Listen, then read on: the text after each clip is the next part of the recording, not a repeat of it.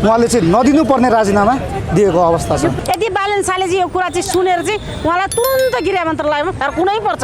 जेनजीहरूको एउटा आवाज, शहीद परिवारहरूको भरोसा, घाइतेहरूको प्रतिनिधित्व गर्दै सुदन गुरुङ संसद हुँदै गृह मन्त्री बनेका थिए। त्यही गृहमन्त्री नै चाहिन्छ हामीलाई। यति सुदन गिरीलाई गृहमन्त्री दिनु भएन भने हामी चाहिँ किनभने आम नेपाली चाहिँ एकजुट हुन्छौँ र हामी सडकमै सुत्छौँ, सडकमै बस्छौँ। जसरी रवि जन्मिए, जसरी स्वतन्त्र युवाको हैसियतमा बालेन जन्मिए, त्यसरी नै जेन्जी आन्दोलनको राप र तापबाट सुदन गुरु जन्मिएका हुन्। अरू गृहमन्त्रीलाई भेट्नलाई फोन गर्दा पनि फोन नउठ्ने, गृहमन्त्रीलाई भित्र जान भेट्न पाउने हुन्थ्यो। अहिलेको जुन गृहमन्त्री, नयाँ गृहमन्त्री जुन भर्खर युवा गृहमन्त्री हुनुहुन्छ नि, सर्वसाधारणसँग बसेर खाने, राष्ट्रको सम्पत्ति नसिद्ध्याउने। यो सरकारलाई पनि त्यो माफियाहरूले असर पुर्याउन चाहिँ सफल भएकै हो। यो राजीनामाले पटक्कै चित्त बुझेको छैन। उनको राजीनामा खारेज हुनुपर्छ र उनलाई फेरि पुनः गृहमन्त्रीमा पुनर्बहाली गरिनुपर्छ। सुदन भण्डारी जन्मेका थिए, जसरी बिपी जन्मेका थिए, जसरी भ्रष्टाचारको मुद्दा उठाएर ज्ञानेन्द्र साई जन्मिए, जसरी रवि जन्मिए, जसरी स्वतन्त्र युवाको हैसियतमा बालेन जन्मिए, त्यसरी नै जेन्जी आन्दोलनको राप र तापबाट सुदन गुरु जन्मिएका हुन्। भलै राजनीतिक चलखेलमा, कूटनीतिकमा अलिक कमजोर देखिए तापनि सम्पूर्ण जेन्जीहरूको नेतृत्व चाहिँ सुदन गुरुङले गरिरहेको हुनाले हैन, यो चुनावी खेल हो, राजनीतिक कूटनीतिक भएको छ हैन, भू राजनीतिको चपडामा परेर सुदन गुरुङले राजीनामा दिनु पर्यो हो। त्यो राजीनामा यदि कसैले कुनै मुद्दा उठायो, आरोप लगायो हैन, नैतिकतामाथि प्रश्न चिन्ह खडा गर्यो भने, राजीनामा दिँदै जाने हो भने त्यो सिंहदरबारमा कोही बस्ला र? खाली हुन्छ सिंहदरबार, त्यो संसद भवन पनि खाली हुन्छ। के फेरि पुनः चुनाव गर्ने? फेरि चुनाव गरेर पनि आयो भने उनीहरूमाथि पनि फेरि नैतिकताको प्रश्न खडा गरेर फेरि राजीनामा दिलाउने कि नेपालमा पटक पटक चुनाव मात्रै गर्ने त? जति दिन सुदन गुरुङ गृहमन्त्री भए त्यो दिनमा जे कुराको लागि जेन्जीहरू सडकमा आएका थिए, त्यो कुराहरू जेन्जीहरूका सपना पुरा गर्नका लागि, शहीद घाइतेहरूका सपना पुरा गर्नको लागि दिन रात लागि परेको सुदन गुरुङलाई नैतिकताको प्रश्न खडा गरियो, मिडियाबाजी गरियो, भू राजनीतिको चपेटामा फसाइयो हैन। नैतिकतामाथि प्रश्न चिन्ह खडा भएपछि सुदन गुरुङले आफ्नो नैतिकता देखाउँदै राजीनामा दिए।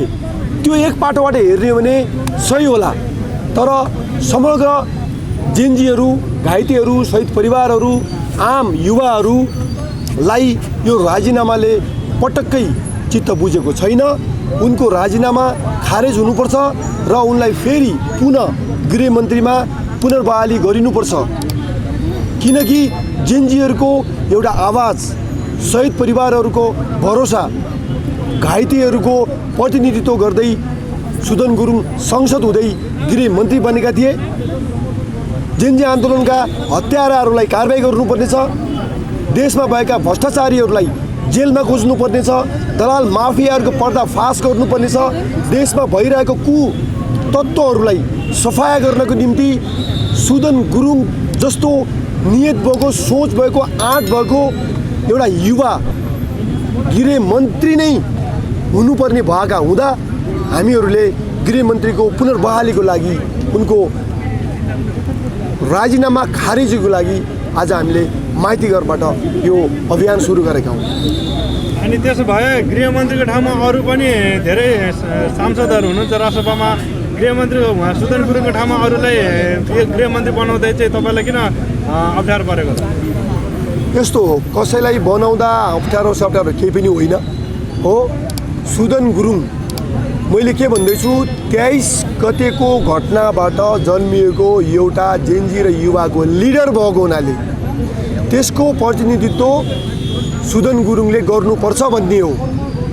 कोही फरक व्यक्ति भएकोमा हामीलाई डाहा पनि होइन, रिस पनि होइन, विरोध पनि होइन, तर सुदन गुरुङले जेन्जी आन्दोलनमा जतिको भूमिका खेलेका छन्, जेन्जी आन्दोलनलाई बुझेका छन्, घाइतेहरूलाई भेटेर शहीद परिवारलाई भेटेर उनीहरूको पीडा जसरी बुझेका छन् त्यो सायद अरूले बुझ्न नसक्लान् भन्ने हो। भोलि यदि तपाईँको गृहमन्त्रीको ठाउँमा सुदन गुरुङ हुनु भएन, फिर्ता ल्याउनु भएन यो सरकारले भने अरू नै गृहमन्त्री राख्यो भने तपाईँको आगामी रणनीति कस्तो हुन्छ त? भएनन् भन्ने कुरा अहिले ननिकाल्दा होइन, अहिले त राजीनामा त दिइसक्नु भयो नि त उहाँले। राजीनामा आफ्नो नैतिकता देखाउनको लागि दिएको हो। त्यो छानबिन फास्ट ट्र्याकबाट होस् होइन, तथ्य सत्य छानबिन होस्। अनि भोलि तपाईँको छानबिन गरेर दोषी ठहर हुनुभयो भने त अर्कै गृहमन्त्री चाहियो नि त दोषी जनतालाई त। जस्तै यदि दोषी नै हो भने होइन, यदि दोषी नै हो भने संसद पदमाथि पनि प्रश्न चिन्ह खडा होला नि त। गृहमन्त्री पदमा मात्रै किन, संसद पदमा पनि प्रश्न चिन्ह खडा होला। मैले अघि नै भने नि त, यस्तै मिडिया ट्रायल गरेकै कारण यदि नैतिकता देखाउनु पर्ने हो, राजीनामा दिनुपर्ने हो भने सिंहदरबार खाली हुन्छ, संसद भवन खाली हुन्छ र पुनः चुनाव गर्नुपर्ने हुन्छ। के प्रत्येक महिना चुनाव गर्दै गर्ने त? खालि अरू कामै छैन। एक न एकले त दोष त लगाइदिन्छ त, आरोप त लगाइदिन्छ त। यहाँ दुलले नआएको को छ? घोडा चढ्ने मान्छे जहिले लड्छ, लड्दैन त? प्रचण्डमाथि पनि त तपाईँको 17,000 मान्छेहरूको तपाईँको आरोप छ त, छैन त? आरोप त सबैमाथि छ त, छैन त? हो, हिजो प्रचण्डले पनि नैतिकता देखाएका थिए, त्यो कुरो म पनि मान्छु। आज फेरि सुदन गुरुङले नैतिकता देखाए। हेर्नुहोस् है, यो नैतिकता त अब सबैमा लागु हुन्छ, भोलि तपाईँ हामीमा पनि लागु हुनसक्छ। हेर्नुहोस् है, जुन बाघले दीपक शाहलाई खायो त्यही बाघले आज सुदन गुरुङलाई खाएको छ। हेर्दै जानु होला, त्यही बाघले अब शिक्षा मन्त्रीलाई खानेछ, त्यही बाघले फेरि बालेनलाई खान खोज्नेछ। त्यो जङ्गली बाघलाई हामी तह लगाएर छाड्छौँ। होइन भने चाहिँ हामी आम नेपालीहरू चाहिँ रोडमा आएर बस्छौँ र चक्का जामै गर्छौँ, हामी अन्न सानै बस्छौँ। होइन, अहिले जुन गृहमन्त्रीले राजीनामा दिएपछि उहाँमा जुन एउटा आरोप भनौँ न लागेको छ, त्यो चाहिँ गलत कम्पनीमा चाहिँ उहाँ गलत मान्छेसँग साँठगाँठ भएको भन्ने जुन आरोप छ नि त, त्यो आरोपले गर्दा उहाँले दिनुभएको छ। र यसरी धर्ना बसेर यो सम्भव होला, उहाँले फेरि मन्त्रालयमा फर्किन सक्ने अवस्था नैतिकताको हिसाबमा मैले आफै राजीनामा दिएँ भन्नुभएको छ। के भन्नुहुन्छ यसमा? अब जस्तै उहाँको सेयर हाल्यो भन्ने कुरा छ कि होइन, यदि सेयर पनि उहाँले यदि जुन राज्य सत्तामा बसिकन हालेको भए एउटा छुट्टै कुरा हुन्थ्यो हो। पहिला पब्लिकमा हुँदै उहाँले एउटा हाल्नु भएको हो। अब सेयर हाल्ने, किन्ने, बेच्ने, एउटा व्यापार गर्ने, व्यवसाय गर्ने चाहिँ किनभने सरकारमा दर्ता भएको कम्पनीमै उहाँले हालेको होला होइन। कम्पनी सरकारमा दर्ता नभएको कम्पनी त हालेको होइन। यदि सरकारमा दर्ता नभएको छ भने पनि जुन चाहिँ प्रोप्राइटर छ त्यही प्रोप्राइटरलाई चाहिँ कारबाही हुनुपर्छ। गृहमन्त्रीलाई कसरी कारबाही हुन्छ र? किनभने ऊ प्रोप्राइटर त होइन नि त। प्रोप्राइटर भएर अरूलाई चाहिँ सेयर दिएर उसले ठगेको भए पो उसलाई कारबाही हुन्छ त? ऊ त प्रोप्राइटर होइन नि त। प्रोप्राइटर त अर्कै मान्छे भनेको छ नि त, अर्कै भट्ट भनेको छ नि त। भट्टलाई पो कारबाही हुनुपर्छ त, उसलाई किन कारबाही गर्ने? व्यापारै गर्न नपाउने, के व्यवसाय गर्न नपाउने त होइन नि त। उनको आर्जित सम्पत्तिको स्रोतमाथि शङ्का उब्जाउ भइसकिसके पछाडि उनी त्यो चाहिँ अनुसन्धानको चाहिँ सिलसिलामा त्यही पदमा बसिराख्न नमिल्ने, किनभने गृह मन्त्रालय मातहत नै अनुसन्धान गर्नुपर्ने भएको हुँदाखेरि चाहिँ अब तत्कालको लागि अनुसन्धान प्रक्रिया नसकिन्जेलसम्मका लागि त राजीनामा दिनु त यो त फेरि सुशासनको लागि त राम्रो कदम होइन र? ए बाबा, त्यसमा त्यो सबै मान्छेको छानबिन गरेर सिद्ध्याउन त। अरूको कति धन सम्पत्ति छ त सबैको छानबिन गर्नु पऱ्यो नि त, सबैको सिद्ध्याउनु पऱ्यो नि त।